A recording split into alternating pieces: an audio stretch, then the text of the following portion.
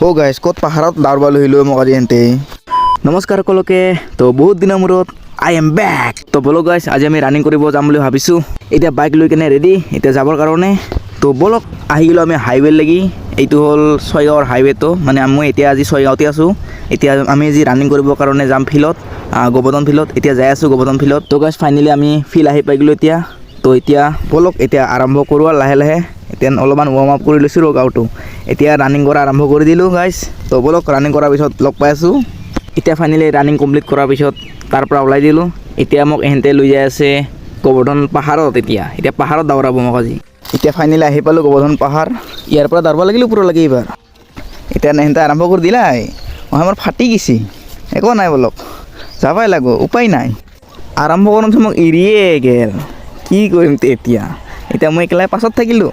সেই যাব লাগিল মই ঘণ্টা ইয়াৰ পাছত গায়ব মানুহ দেখা দেখিয়েছো নাই আৰু ক'ত গ'লো এন্তে গাইছ এতিয়া ভিউটো চাওক পাহাৰৰ ওপৰৰ পৰা কেনেকুৱা লাগিছে